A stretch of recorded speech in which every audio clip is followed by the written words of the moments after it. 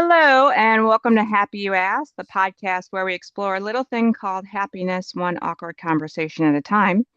And I am your host, Dr. Erin Colleen Clare, which may be perhaps one of the most Irish American names of all time. Got the Colleen in there and everything, Mom. Thanks.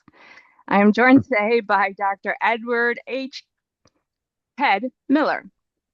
So he is the academic director of the Social Science Division in the College of Professional Studies at Northeastern University, as well as the faculty lead of the Interdisciplinary Studies program and a teaching professor. His research focuses on American conservatism, the political forces surrounding assassinations, and the history of the John Birch Society, among other things. He has written two books published with the University of Chicago Press. One is Nut Country, Right Wing Dallas and the Birth of the Southern Strategy. The second, A Conspiratorial Life, Robert Welch, the John Birch Society, and the Revolution of American Conservatism. And he's writing a third book called Arizona Slim, which is about how the East Texas oil boom beat Hitler and won World War II. Ted is a recognized expert on the historiography of the American right and is regularly consulted by news outlets such as NPR. He runs a lot, loves his family and his golden retriever named Sunny, and is trying to learn piano at 50. Ted, thank you so much for being on the podcast. Oh, it's such a pleasure. Thank you for having me on. Now, I will say, in full disclosure, Ted works for me. So, I can't say how much he chose he could say no to this. So I don't know. Sorry, Ted, if that was the case. But yes, Ted is amazing and is part of my team in the undergraduate unit at College of Professional Studies, Northeastern University. And I'm so honored because Ted, you're amazing. Well, it's a team effort, I just and we'll talk about this that it's really the team that does it. And I let them do what they do and get out of their way. That's all right. That's the best way for we have great faculty, just absolutely phenomenal. So, first Amazing. question is the same for everybody. What is your definition of happiness? Oh, that's a great question. Well, for me, happiness is not it's not about a constant glee or some type of euphoria. I try to keep it simple. I remember my high school math teacher said, follow the KISS method, keep it simple, stupid. And Mhm. he said, and that kind of stuck with me. So I embrace an attitude of gratitude. And I don't want to rely on any cheap lines, but there's a real wisdom in keeping it simple.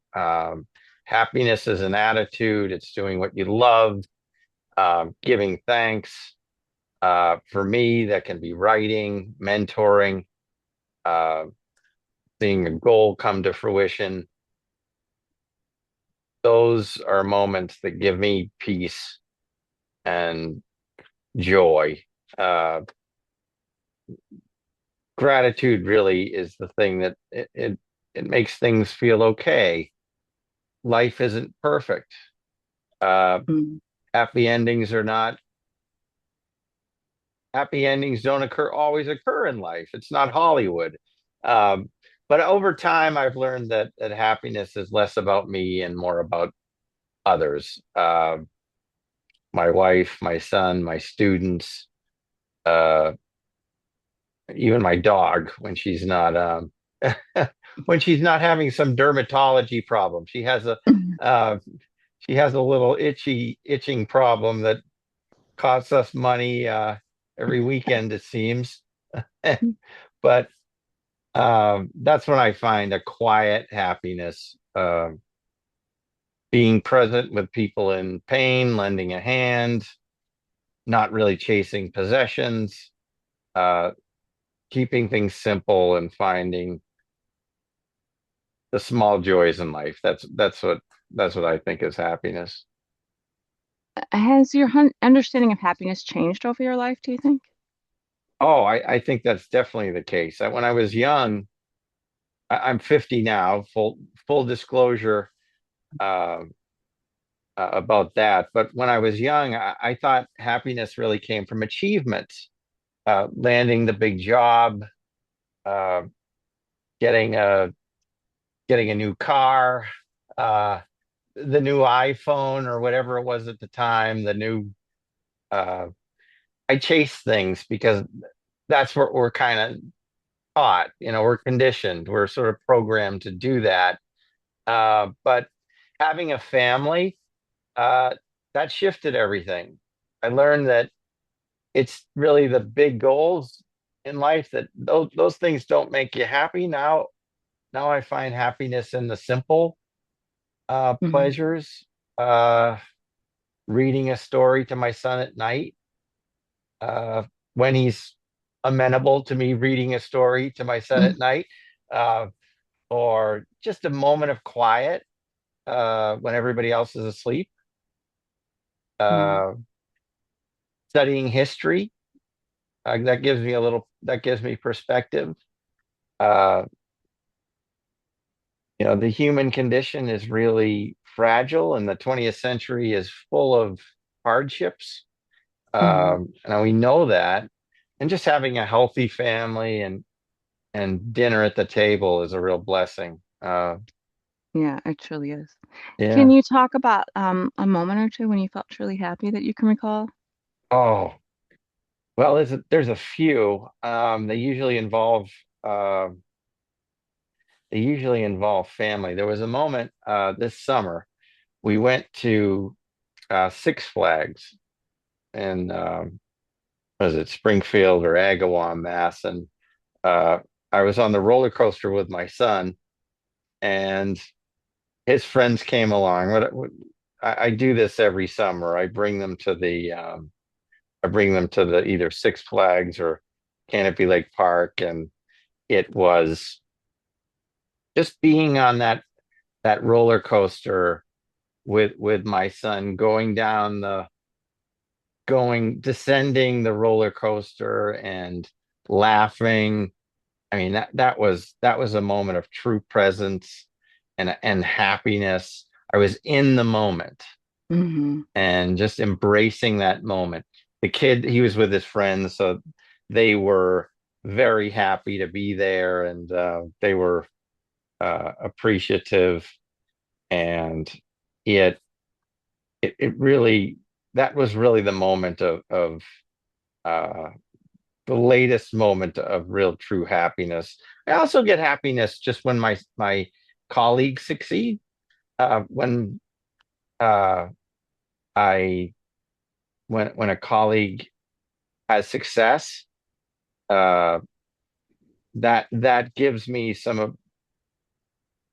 that gives me a real happiness in myself, in my heart, Hmm. and it's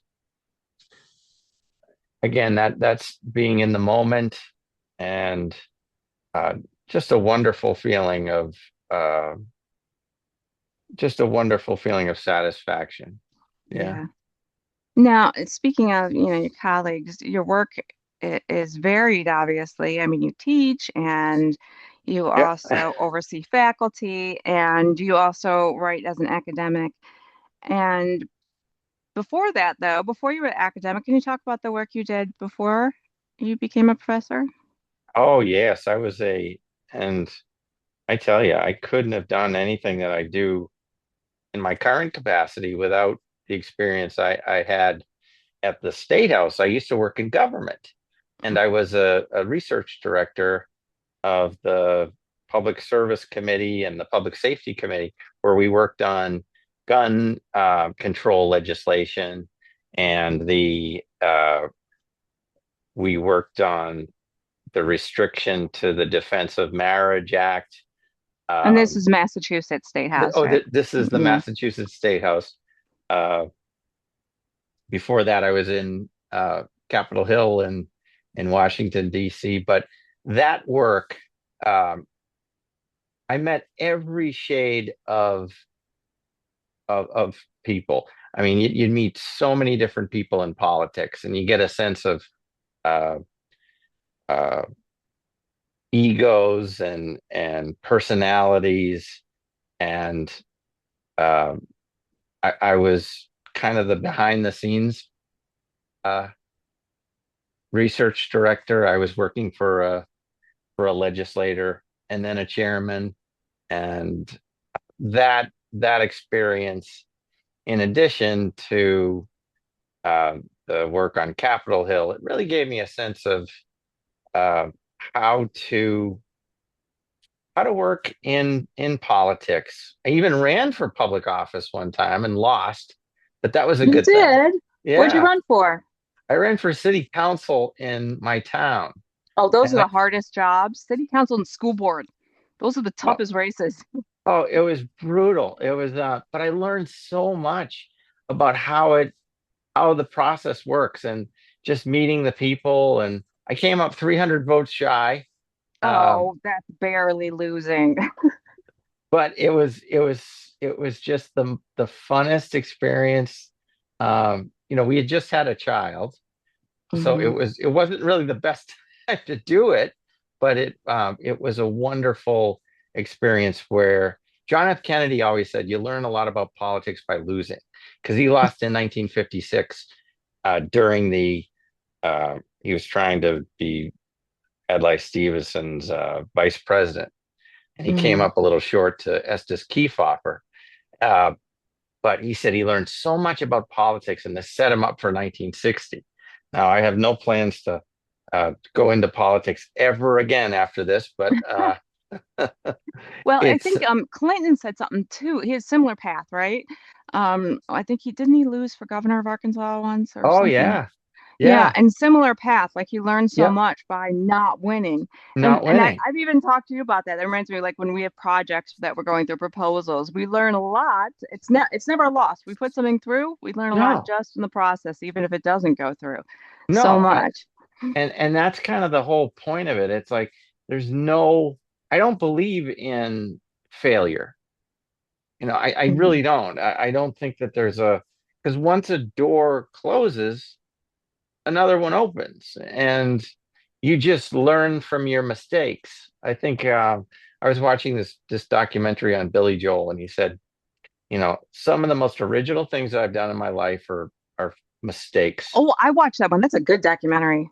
Oh, it's awesome. I would, Yeah. hands down, best rockumentary I've ever seen. Yeah, it's Um, really good. Especially the first half, because Yeah. I never knew uh, about his life until I watched this, but um, the you can learn so much by just not making mistakes, but just um, learning from things that don't go right. And Yes. I guess that's a better way to put it. Yeah, Um, because it's not a mistake. Like if something, it means sometimes it's not the right time, or there were yeah, contexts that we just weren't aware about. There's a process we learn through that every time that's of use, that there's a- something better on the other side of it. absolutely, absolutely. And let's see, you it's incredible what your brain takes in, even from these mistakes, or Mhm. even from these things that you seemingly don't think work out your way Yeah. um, at that particular time, that you take in almost subconsciously, and then it ultimately will redound itself to something better in the future. So Well, yeah, and the background in politics, I don't have a background in politics myself, but I come from a very, very political family who does long for generations. And really, wow, oh I didn't know yeah, that. yes, for generations they came over on my dad's side, especially from Ireland, and went into politics, judges, lawyers. Um, Wow, yeah, my father was city councilman. He for years and head of council. So we would do the political fundraising and that whole thing every few years to get reelected. And my mom worked for the Republican Party in Ohio, chairwoman of the state party, but of the county for my whole life, basically until recently, and ran elections. She was a director of the Board of Elections. awesome. So yeah, so I wasn't in politics, but it was my whole family's life. And so, my dad was a bailiff, and so that also involves politics because whoever he works for has to get elected and or appointed, right? So in his case, it was elected. I had And no so idea about this. yeah. Eh, So, it would always we would be bound up with other people's elections too, and but that's why my mom teases me and says there's more politics in what I do than in politics, oh because yeah. yeah, Oh, anytime you want to get something done, it's about knowing what people um what they want and why they want it, right? So what needs do they have and why do they have them and fulfilling those. And just like in politics, it's the same thing in academia and anywhere. Why do people feel the way they do? And yeah. that's yeah. So it, yeah, it's just you're exactly right. It sets us up for this type of work where you deal with all sorts of different people from different perspectives and different needs, and try to figure out how to negotiate in a way that serves the most people. And that's a that's a hard thing to do. But like you, I would never go into politics again. Mm-mm. No, not right now. So, Definitely, definitely not right now. So, what about your work now? How does happiness play into the work that you do? oh, well, um, as I I work in I teach history, and I don't really write history books about joy. They're more of a uh, I kind of explore the some of the dark elements and the um, I would in some cases not the dark elements, but uh, the critical times in American history.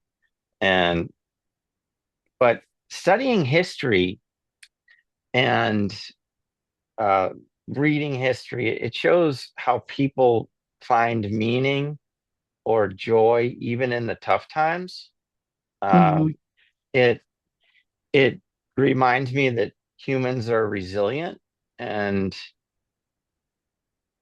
I found that studying the right or even the left, um, small acts of kindness or faith can really be profound.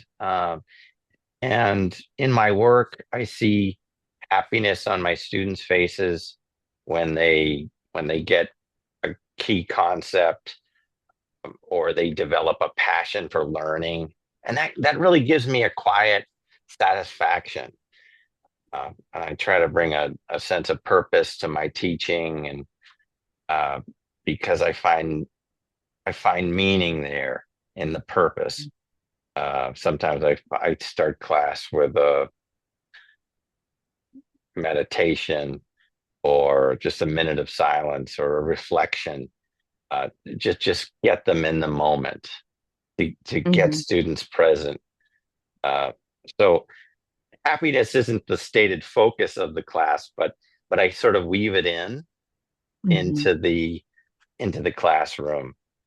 I also it factors into my work because my colleagues I see my colleagues grow, and that gives me a lot of satisfaction seeing my colleagues grow. It's a big part of what makes me happy. So, Yeah, yeah. Now, why did you leave uh, the other work to become a professor? well, it's a long and winding road, as the Beatles said. It's oh, okay. Where do we start? Let's see. It started with the Civil Service Act. Uh, Now, this might get a little boring, and we might lose a few podcasters out there, but uh, the Civil Service Act is basically the uh, well, we used to have the spoils system in the United States, and the spoils system is essentially to the victors go the spoils. When a president is elected, uh, his members are sort of kicked out, new people come in. Now, the Civil Mhm. Service Act tried to bring in meritocracy and merit examinations for for folks. They would have to take tests, and then they would become part of the bureaucracy. Now, uh, in 1883, the Pendleton Act was passed. The next year, Massachusetts passed the second state civil service act uh, in the country. It was written by Richard Henry Dana, and I was in public service trying to figure out, all right, we needed to amend the civil service law. So I needed to go back and understand why we have civil service. And so I looked at the history, started writing a history of the Massachusetts Civil Service Act. I was in Mhm. the Massachusetts Archives, Massachusetts Historical Society, and found all this great information from Richard Henry Dana and wrote an article that got published in the Journal of Gilded Age and Progressive Era. And I was a research director of the Public Service Committee, which probably helps in its publication. But then I said, I really like this act of pursuing history. Uh, Maybe it's time for a career change. So I had Mm. 9 years at the state, in the Public Service Committee, in the Public Safety Committee. Went back to Boston College, got my PhD at Boston College, uh, thinking I was going to work on civil service reform. And it turns out I wound up working on the the right.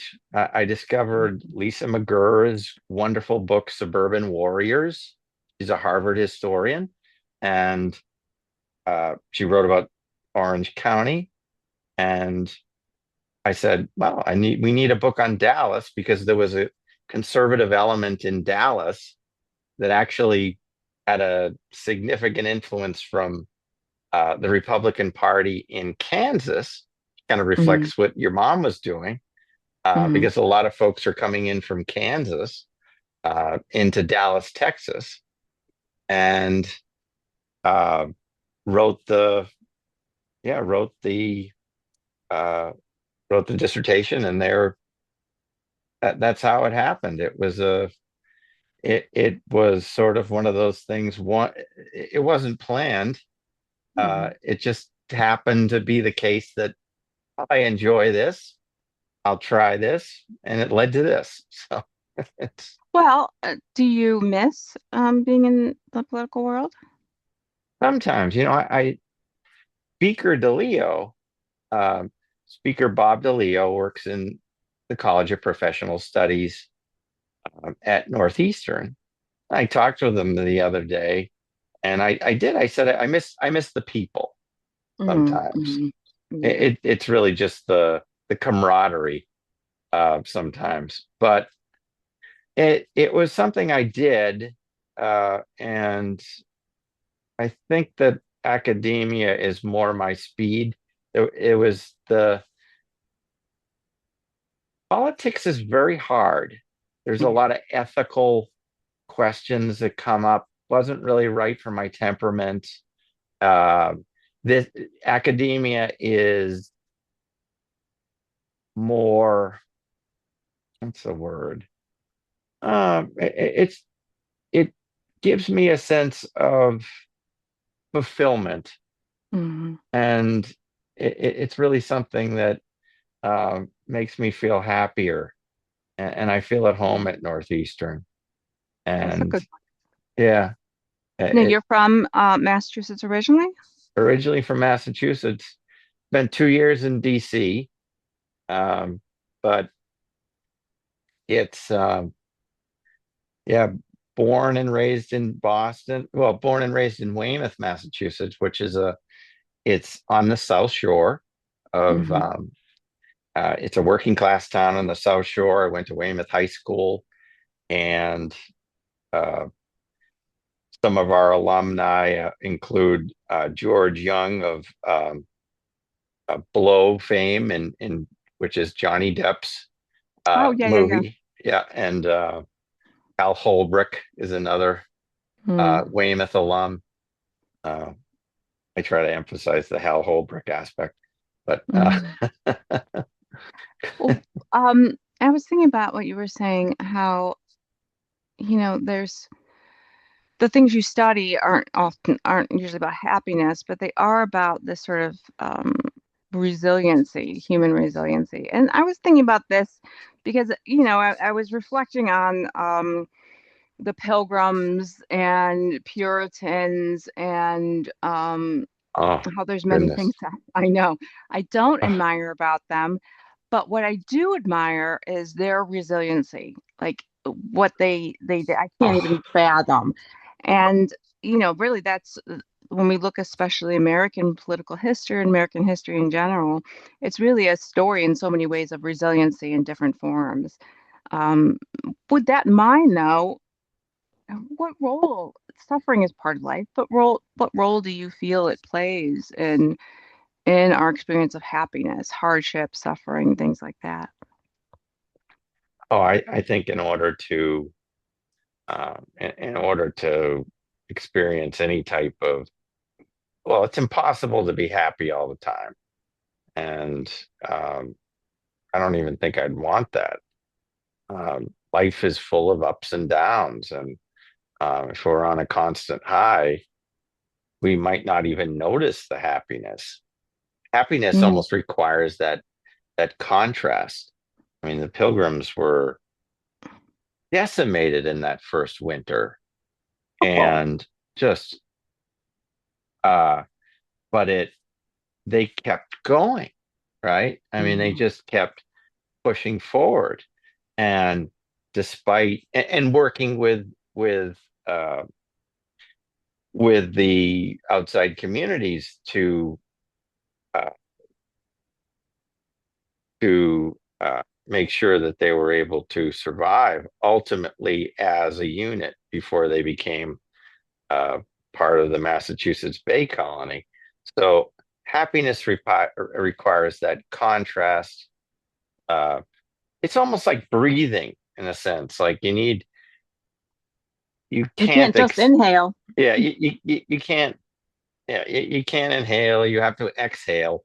Um, Life's stressful moments really they make the calm moments stand out without a little struggle or boredom. Mm. Um, the bright moments really fall flat.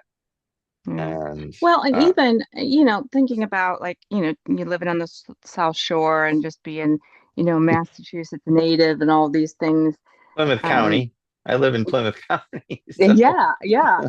And I mean, even I was talking to somebody about this yesterday that I was I go between Arkansas and Massachusetts, and it's like two very, very different cultures, but there's a thread that runs through it. And it really comes from, I was thinking about this, and then it comes from the American Revolution. I've been watching Ken Burns' incredible documentary. He's so good. oh, The he's American amazing. Revolution. Yeah, and it's Yeah, so good. And how the American Revolution is really fueled by Boston and that spirit. yeah, Yeah, and that spirit still exists in Boston. It's 100% still there. And it's oh very yeah, different than other places, but even still in Arkansas, there's this same very independent spirit, this revolution spirit that sits underneath everything. And when you really pinpoint like what is the US, what makes it distinct, and it is that really Boston spirit that there's different shades of it throughout the nation, but it really comes from that. That was the beginning of our creation as a nation, and so I was thinking about that, especially in terms of like if you're from the Massachusetts, I don't know if you feel that the same way or not, or if you have to like be outside to really see it. Does that resonate with you, your experience of being a lifelong native? well, I'm not I'm a little, I don't know, I probably shouldn't say this because it's a Say it, say I'm it. crit I'm criticizing Massachusetts, but I think sometimes in Massachusetts we over exaggerate our importance to some extent because uh the revolution, the exception, that being the exception, but Boston kind of disappears in the arc of American history as we go into the 19th century, um, Yes. with the exception of the Red Sox being the most important thing uh, in uh, at least the most important sports. Okay, I made Yeah. up for all that. Uh, but I think there's a sense that we we kind of think ourselves a little bit more important in the grand scheme of things, um, with the exception of the revolution, because uh, things in the 20th century moved to the Southwest. Things moved to Mm, Arkansas, mm. to Texas, and so And it's I still think there the though. spirit is there. Oh yeah, Boston does still have some importance because it's switched to an oh yeah, intellectual center. And Boston still is oh yeah, the yeah. intellectual center of the nation. I mean, Oh, we 60 medic. colleges and universities just within the Boston region, which is insane. But I mean, at least for the nation, it still has that at least. This is ironic. The, uh, the gentleman from Massachusetts is saying that the Southwest is more important than Massachusetts. But No, but it's true. It's true. it There is is a true. the No, whole East Coast though does that. we have the we have medicine, we have the educational institutions. We are the personification of resilience. Mm-hmm. Boston, when you think about it, had we had cod and but terrible soil. You couldn't Mm-hmm. grow anything in Massachusetts. We survived off the cod and the lumber that was coming down from Maine, because Maine was part of Massachusetts at the time. Uh, Nothing up there but trees. Nothing up there but trees, and those are the things that built the masts for the great boats, the clipper boats that were part of our uh, getting around the um, Cape Horn Mm-hmm. to get to the west. Uh, and but we also, yeah, we also have this incredible abolitionist spirit where we realized that we needed to change the country. Uh, Mm-hmm. this is where the Liberator, uh, Garrison's Liberator, started, which this is where Charles Sumner came from, advocating that we need to end slavery. Oh, Charles, he's got Sumner. I see. I don't know enough history. I'm like, oh, the tunnel's named after him, right? that's Sumner. right. Yeah, I Yeah, get to the yeah, airport. yep. Um, Absolutely. We were yeah, John Quincy Adams was arguing that, you know, we need to get rid of this awful institution. And that spirit was very important. So, when I think of it, I guess we are, yeah, Yeah, Massachusetts. but you're right though. I mean, now the center of you know, the political center of the U.S. is not Boston. No. Not at all. And nor, I mean, nor should be. It's a huge country Yeah. with such diversity and of thoughts and viewpoint and climate. I mean, geez, look, just between Arkansas and Boston, the climate is so crazy different. So yeah, it wouldn't make sense that would stay in one place. Also, one place that's just all the way at the very end, you know? Yeah. But it was a Yeah. smaller country at that particular time. Massachusetts and Virginia were the tiny, I mean, those were the big states. It was Massachusetts and Virginia that were, uh, you'd either have you'd have a John Quincy Adams or a John Adams elected president from Massachusetts, or early on, you'd have uh, a Jefferson or a Madison from Virginia. We Mm. were along with New York, we were the three states that uh, that were the largest states. So we were important in that early stage, and as well, and during the Industrial Revolution, it was critical. So Yeah. Um, So let's talk about like back to happiness. Sorry, I can talk about stuff like this all the time. Um, what when you're not happy, what practices do you do to maintain happiness to get balance again? I go to my meditation. I go back to my quiet, still moments of meditation where I take 20 minutes of time to uh, just be in a peaceful moment. Uh, Hmm. and I do my mantra for 20 minutes. That relaxes and stills my mind um, in times of distress. And that's what I do. I also Hmm. run, maybe take the dog for a walk. I I talk with friends. I'm very, very Hmm. blessed to have very close friends um,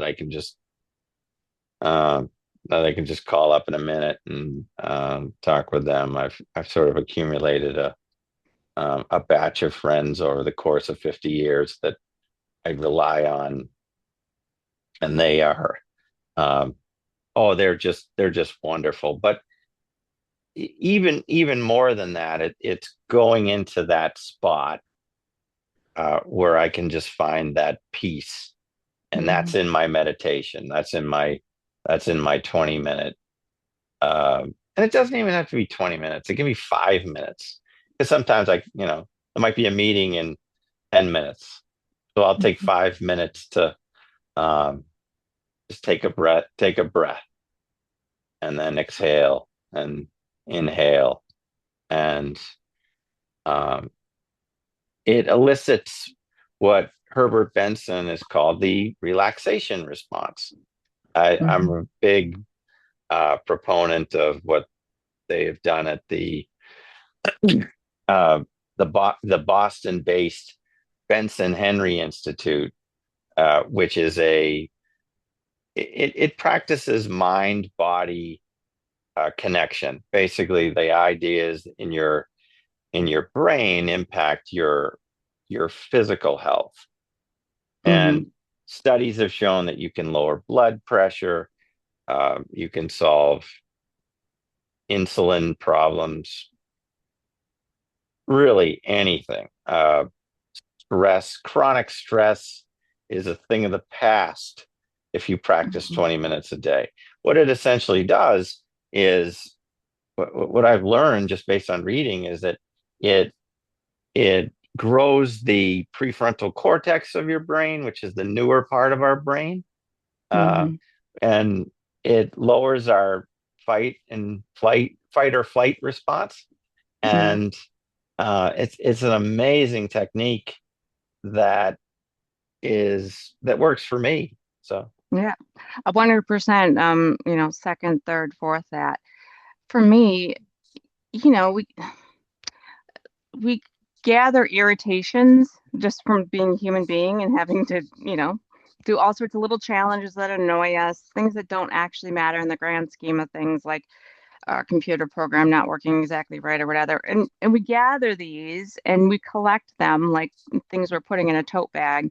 And we carry them around. That just gets heavier and bigger unless we stop, right, and just let go of that stuff. It yeah, doesn't matter that the computer doesn't work.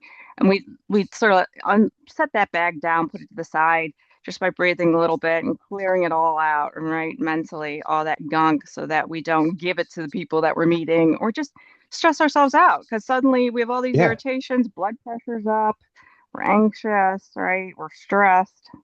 Just let it And we go. could, yeah. Oh, I quadruple that one. That's a wow. That's the key thing. And we could make Yeah. a mistake at work. That's when we Mhm. make our mistakes, when we're Or say not. things we don't really mean, just Yeah, out of irritation. yeah, And yeah. it harms us, it harms other people. And there's different techniques for letting those go, right? There's some different types of meditations and Oh things we yeah, can do, but it's really about just pausing and saying, okay, just get that off of me. yeah. And whatever does that for us, I mean, it time very well spent, those 5 minutes, 10 minutes, whatever, to just do that. Yeah, Yeah, 100%. yeah. I I need it. It's a wonderful moment, and it just gives this inner peace that you feel. It's almost like it's like a muscle. It's like riding a bicycle. You never really forget how to do it once you're in the practice of doing it. It's a Mm. it's just almost a response that the body is inclined for. Now, obviously right now there's so many things in the world that are difficult. So if someone is struggling to find happiness, what advice would you give them? Oh, um, I would just say take it at one step at a time. I mean, you Hmm. can't if you're struggling. I don't, I'm not a clinician, but I'm an historian. But or it's really it starts small. Be kind to yourself.